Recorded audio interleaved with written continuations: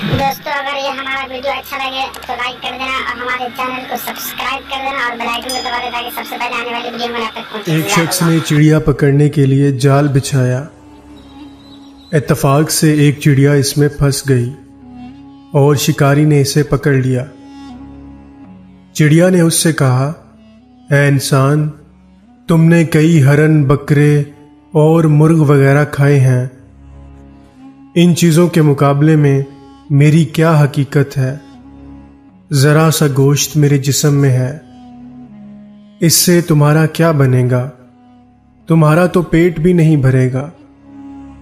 लेकिन अगर तुम मुझे आजाद कर दो तो मैं तुम्हें 3 नसीहतें करूंगी जिन पर अमल करना तुम्हारे लिए बहुत मुफीद होगा। उनमें से एक नसीहत तो मैं अभी करूंगी, जबकि दूसरी उस वक्त जब तुम मुझे छोड़ दोगे और मैं दीवार पर जाकर बैठूंगी। उसके बाद तीसरी और आखिरी नसीहत उस वक्त करूंगी जब दीवार से उड़कर सामने दरख्त की शाख पर जा बैठूंगी। उस शख्स के दिल में तजस्सुस पैदा हुआ कि ना जाने चिड़िया क्या फायदेमंद नसीहतें करे। उसने चिड़िया की बात मानते हुए उससे पूछा, तुम मुझे पहली नसीहत करो, फिर मैं तुम्हें छोड़ूंगा। चुनाचा चिड़िया ने कहा, मेरी पहली नसीहत यह है कि जो बात कभी नहीं हो सकती उसका यकीन मत करना।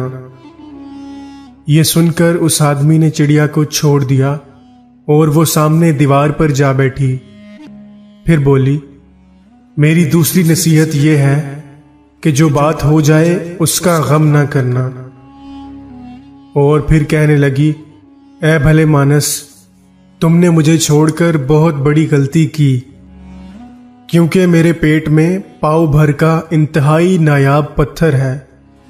अगर तुम मुझे ज़िबा करते और मेरे पेट से इस मोती को निकाल लेते तो इसे फरोख्त करने से तुम्हें इस कदर दौलत हासिल होती कि तुम्हारी आने वाली कई नस्लों के लिए काफी होती और तुम बहुत बड़े रईस हो जाते। उस शख्स ने जो ये बात सुनी तो लगा अफसोस करने और पछताया कि इस चिड़िया को छोड़कर अपनी जिंदगी की बहुत बड़ी गलती की। अगर इसे ना छोड़ता तो मेरी नस्लें संवर जाती। चिड़िया ने उसे इस तरह सोच में पड़े देखा तो उड़कर दरख्त की शाख पर जा बैठी और बोली, ऐ भले मानस, अभी अभी मैंने तुम्हें पहली नसीहत की जिसे तुम भूल गए कि जो बात ना हो सकने वाली हो उसका हरगिज यकीन ना करो।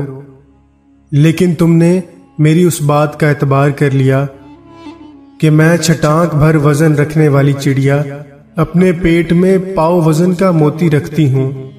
क्या यह मुमकिन है? मैंने तुम्हें दूसरी नसीहत यह की थी कि जो बात हो जाए उसका गम ना करना, मगर तुमने दूसरी नसीहत का भी कोई असर ना लिया और गम व अफसोस में मुब्तला हो गए कि ख्वामख्वाह मुझे जाने दिया। तुम्हें कोई भी नसीहत करना बिल्कुल बेकार है।